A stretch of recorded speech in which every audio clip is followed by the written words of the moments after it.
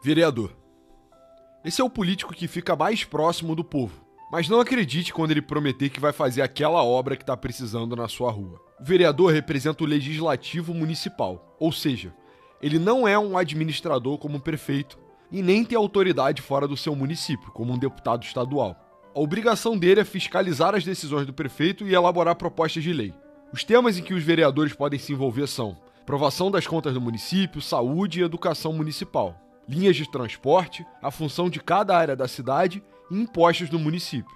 Se um vereador fizer campanha prometendo mexer na polícia militar ou diminuir o imposto de renda, saia de perto, porque ele não pode fazer isso, ele é só um mentiroso. Deputado estadual. Ele tem uma ação muito parecida com a do vereador, porque ele também faz parte do poder legislativo, só que na esfera estadual. Qualquer brasileiro, sem problema com a justiça eleitoral, filiado a um partido e com mais de 21 anos, pode virar deputado. A quantidade de deputados varia com o tamanho da população, indo de 24 nos estados pequenos até 94 em São Paulo. Além de fiscalizar o governador e suas contas, o papel do deputado estadual é fazer leis sobre assuntos de autoridade estadual, como os hospitais, o piso do salário mínimo, o comando da polícia militar e civil, as escolas e faculdades. E já que os estados são grandes, o deputado é quem faz o governador não esquecer da sua região, lembrando ele das suas demandas, como obras e outros investimentos. Deputado federal. Mais um para a turminha do legislativo. Mas diferente dos outros, ele tem que dividir a sua responsabilidade legislativa, a federal, com o senador, sendo a única esfera que faz sentido votar ideologicamente. Deputados criam as leis mais importantes sobre gastos e impostos, determinam os crimes e suas punições, dão dinheiro para os governadores e prefeitos e, principalmente, podem mudar a Constituição.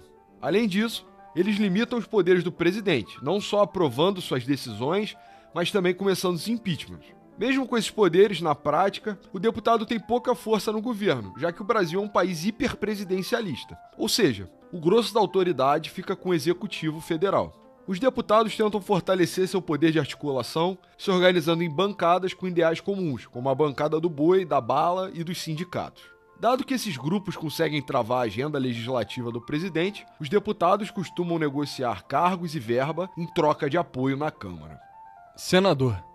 A dupla do deputado federal, mas tem uma diferença. O Senado é a Câmara Legislativa Premium, mais madura, moderada. Enquanto a quantidade de deputados por estado é proporcional à população, no Senado, todos são iguais, com 3 senadores cada. Ou seja, no Senado, os debates não representam o povo, eles representam os estados. Os senadores também têm poder para vetar leis ou gastos públicos aprovados pelos deputados e pelo presidente, se formarem uma maioria. Os senadores também são eleitos de uma forma diferente, com mandatos de 8 anos e com um candidato só por partido, sendo que quem ganha mais votos entra, sem segundo turno.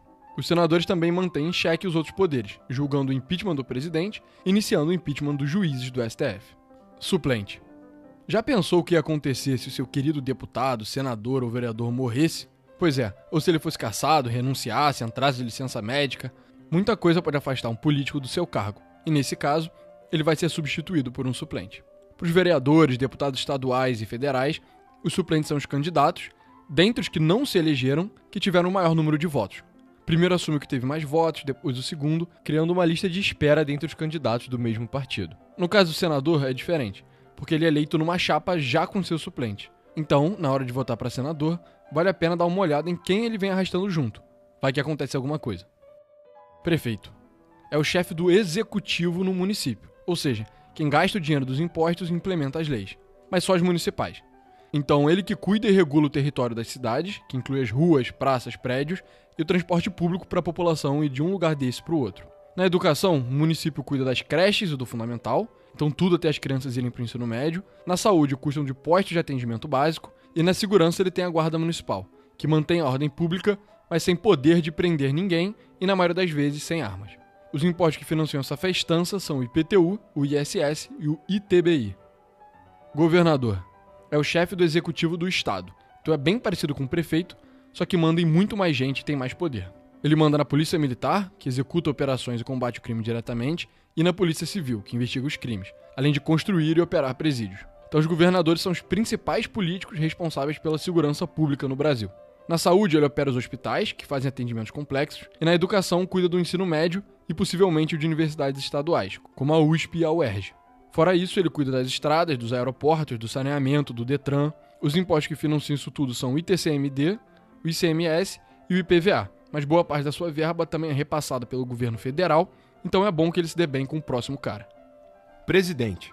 O homem mais poderoso do Brasil. É o líder do Executivo Federal e chefe de Estado brasileiro, representando a soberania do país. O que ele faz? Basicamente, pega tudo que o prefeito e o governador não mandam e acaba caindo para ele. Primeiro, ele que faz a política externa, representando o Brasil no exterior e assinando tratados.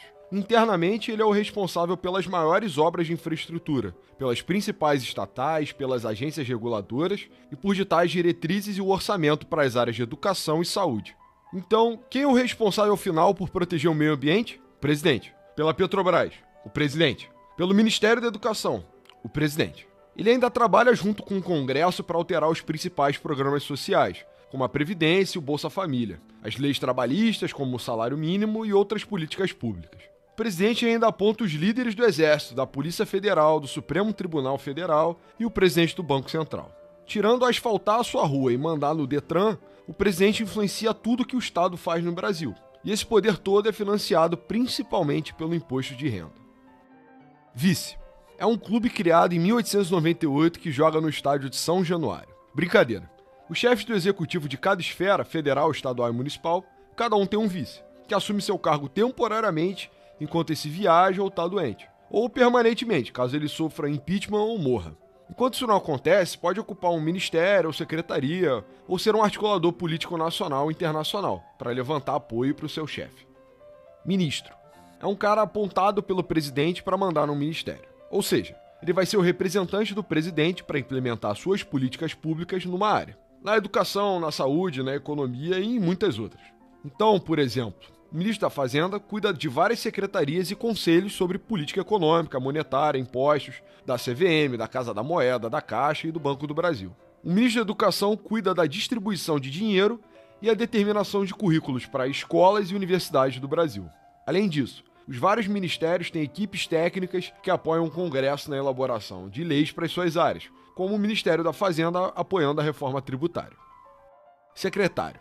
É como um ministro, só que do governo estadual ou municipal. Literalmente faz as mesmas coisas, só que com menos orçamento, menos poder, influenciando só um estado ou município, ao invés do Brasil todo. Presidente do Banco Central.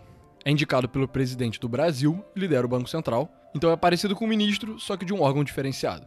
O Banco Central regula os outros bancos, empresta dinheiro para eles caso precisem, gere as reservas nacionais de dólar e ouro e, talvez o mais importante de todos, faz a política monetária do país, ou seja, controla a quantidade de dinheiro em circulação e a taxa básica de juros. Isso influencia a economia do Brasil de muitas formas, impactando a inflação, o crescimento do PIB, crises e o custo da dívida pública, o que faz o presidente do BC ser um dos homens mais influentes na economia do Brasil. Procurador-Geral da República. É um cargo autônomo, mas que é escolhido pelo presidente e aprovado pelos senadores.